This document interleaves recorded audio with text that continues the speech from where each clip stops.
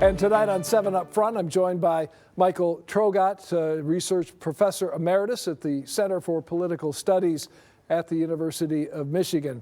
President Traugott, thank you for being there tonight. Good to be with you, Dave.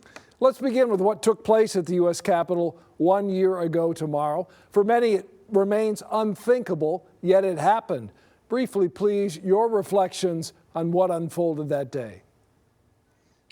Well, the armed insurrection was unlike any kind of event that we've seen maybe since the War of 1812. And it demonstrated in a very painful way how fragile our democracy is.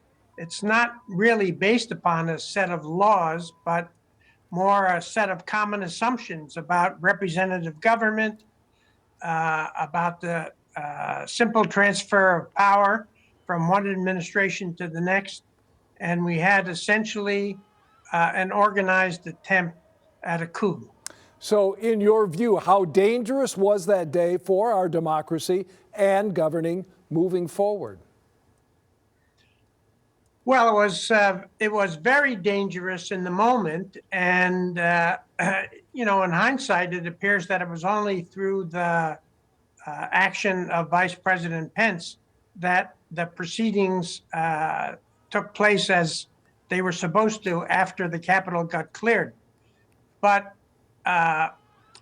Donald Trump has been promoting this big lie about how fraudulent our elections are, building upon a growing distrust in the American public in a number of institutions. And it doesn't bode well for the conduct of the 2022 and the 2024 elections. And we'll get into that. But here we are 1 year later with an ongoing congressional investigation. More than 725 people have been charged with various crimes, including assault. Today, the Attorney General says all those responsible will be held accountable. Do you believe that?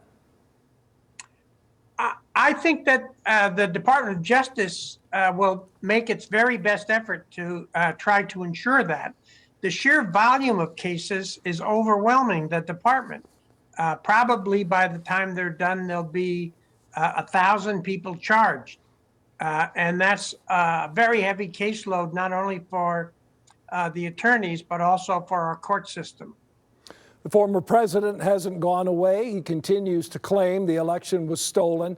Some 19 states have enacted laws that opponents say make it harder for people to vote. Other states are doing just the opposite, expanding voting access. A thought tonight from you on where we're heading. And you mentioned the next presidential election. How are we going to be impacted? Well, first of all, it's important to acknowledge that we don't really have national elections in the United States. We have a series of state and local elections held on the same day.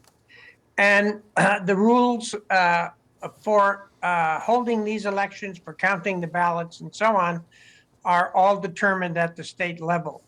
Since the 2010 election, the Republicans have captured a very large proportion of state legislatures where the rules are set and based upon the stimulus of Donald Trump, they've begun the process of appointing highly partisan people to positions of election administration previously held by professionals. So the trend is not in a very good direction, a very positive direction for the upcoming elections. We'll have to leave it there tonight. We'll continue to follow this, of course. We appreciate your time, Professor. Good to be with you. Thank you.